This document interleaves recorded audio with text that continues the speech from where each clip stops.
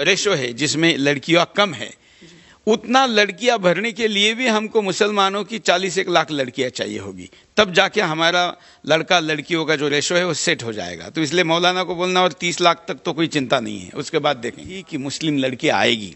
और 10 लाख आई वो तौकीर खुद कह रहा है, नीचे कहने वाले और हैं। मैं भविष्यवाणी करता हूं आने वाले दिनों में ऐसी बड़ी संख्या में मुसलमान हिंदू बनेंगे, उस अभियान को भी हम चला रहे हैं और बड़े पैमाने पर चलाएंगे। 21 तारीख को जो छत्रपति धर्मवीर छत्रपति संभाजी महाराज जी की पुण्यतिथि बलिदान दिवस है, पुणे जिले में वड़ू बुद्रुक में उस स्थान पर मैं जा रहा हूं। वहां पर हम घर वापसी करवाने वाले हैं, कई लोगों को हिंदू धर्म में वापस लाने। बता के जा रहे हैं? हाँ, जा रहे हैं। और कर तो सभी जगह रहे हैं, लेकिन अब लड़कियां 10 लाख आ गई, अब जरा उधर से लोग भी लाएंगे। यह केवल भविष्यवाणी कर रहा हूं, विस्तार से अगले बार बताऊंगा। देखिए, सुरेश चौहान की जो बात करता है ना, कई लोगों को उस वक्त समझ में नहीं आती, बाद में समझ में आती है। यही हमने पिछले 18 वर्षों 19 वर्षों से देखा है। जब मैंने मुस्लिम लड़कियों को, बहनों को कहा था कि हिंदू युवाओं से शादी करो, ये 10 फायदे, वैसे मेरे पास 100 की लिस्ट है, लेकिन भाषण में कम समय था तो मैंने टॉप 10 के ऑफर दे दिए। ये मैं पिछले लंबे समय से कह रहा हूं। अब हमारे लोग कहते थे कि ऐसा होगा क्या, फलाना होगा क्या, और कई प्रश्न उठा रहे थे, आप जानते हैं। लेकिन अब मौलाना खुद कह रहा है कि 10 लाख हिंदुओं से शादियां की है मुस्लिम लड़कियों ने, तो उनका जीवन तो सुरक्षित हो गया ना। ये तो हमारे इस अभियान का यश है। अब ये 10 का 1 करोड़ होना चाहिए, तभी तो यह अभियान वास्तव में सच होगा। उन 10 लाख लड़कियों के जीवन में कोई सौतन नहीं आएगी, उनको बच्चे पैदा करने की फैक्ट्री नहीं बननी पड़ेगी, वो घर की लक्ष्मी भी बनेगी, मालकिन भी बनेगी, उनको घर में कोई डोमेस्टिक वायलेंस का सामना नहीं करना पड़ेगा, उनको पुनर्जन्म की गारंटी है। वो तो सब कुछ चीज समाज में आ गई ना अभी। इसलिए अब तो उन लड़कियों का कल्याण हो गया। अब बाकी लड़कियों ने ये देखना है कि मौलाना स्वयं कह रहा है कि 10 लाख लड़कियां गई है, तो बाकी लड़कियों को आने में हर्ज नहीं है। इन 10 लाख लड़कियों में उसने एक वाक्य यूज किया है कि इन्होंने फरेब से लेके गए, अपहरण किया। मैं मौलाना की रजा को कहता हूं कि एक लड़की दिखा दो जहां किसी हिंदू लड़के ने मुस्लिम नाम बनाकर उस लड़की को पटाया हो, उसको फंसाया हो, या उसने टोपी पहनकर किसी को भ्रमित किया हो, या अपहरण किया हो, या कोई गलत काम किया हो। बल्कि 10 लाख में एक भी डाइवोर्स नहीं हुआ है, तलाक नहीं हुआ है। तलाक तो हमारे में नहीं है, उनकी भाषा में समझने के लिए कहता हूं। सारे उल्टा देखिए, लव जिहाद में जितनी लड़कियां जाती हैं, सक्सेस रेशो क्या है? वो तो दुबई में और खाड़ी देशों में वैश्य व्यवसाय करवाए जाते हैं, इस देश में ही करवाए जाते हैं। खुद घर के अंदर ही, क्या बोलूं मैं, अब तो मतलब पारिवारिक लोग भी इस आपके चैनल को देखते होंगे, क्या नहीं करवाया जाता हमारे लड़कियों से। इसलिए दोनों लड़कियों की तुलना नहीं हो सकती। हाँ, यह हमारे अभियान का यश है। अब मैं अगली सभा में इसको और जोर शोर से उठाऊंगा। नासिक मेरी जन्मभूमि है, मेरी पुरखों की भूमि है, और मैं उस भूमि का पुत्र हूं। नासिक जाने के लिए मुझे किसी टीपू सुल्तान पार्टी की परमिशन नहीं चाहिए, ना ओबीसी के पिल्ले से परमिशन चाहिए, ना औरंगजेब की औलादों से चाहिए। नासिक तो मैं जाऊंगा ही। ये सावरकर जी की जन्मभूमि है, ये हुतात्मा अनंत कन्हेरे जी की जन्मभूमि है। तात्या टोपे जो 1857 के स्वतंत्रता समर के महानायक थे, सेनापति थे, उनका भी इसी जिले में, येवला में आता है।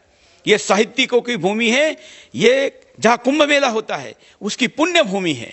ऋषि मुनियों, ऐसे बड़े बड़े महान आत्मा, जहां गोदावरी प्रवरा जैसी नदियां निकलती हैं, ऐसे पुण्य स्थान पर हम नहीं जाएंगे तो क्या कहां जाएंगे?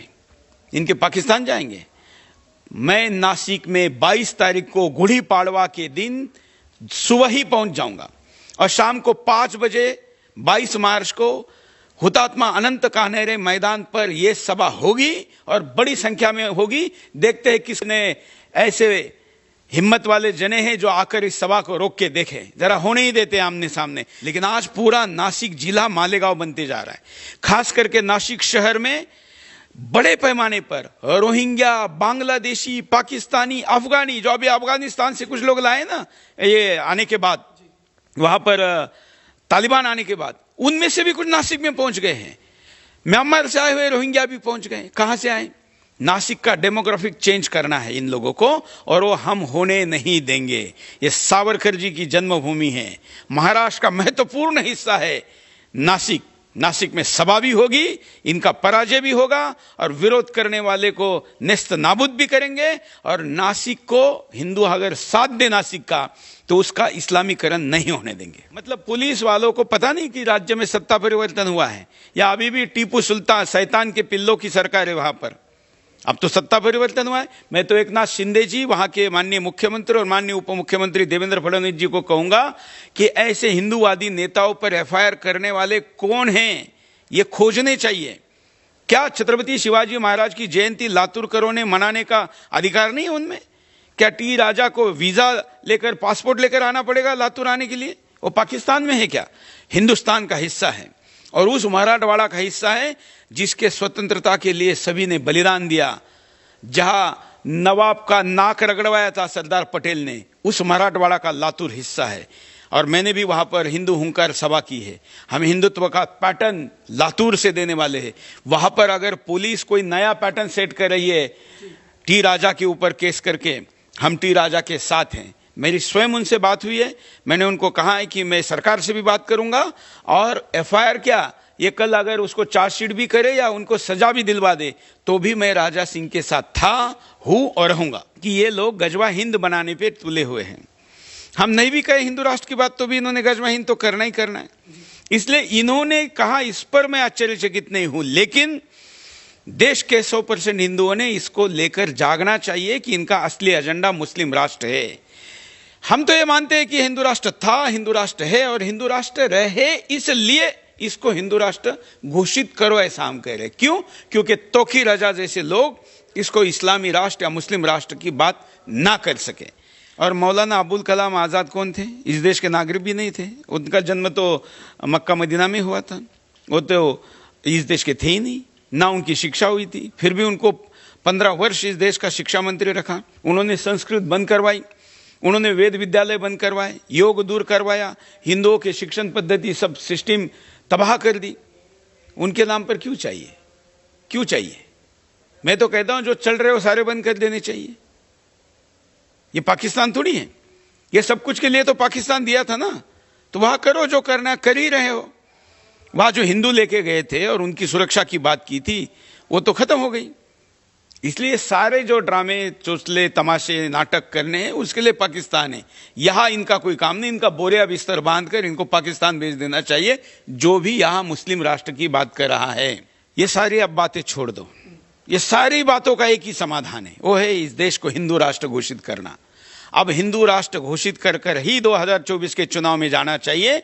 ये होने के बाद ये सारी समस्याएं, तौकीर, ओबीसी और मदनी बिदनी, ये सब के मुंह बंद हो जाएंगे। इन सभी के लिए एक मात्र उपाय है, और वो है हिंदू राष्ट्र घोषित करना।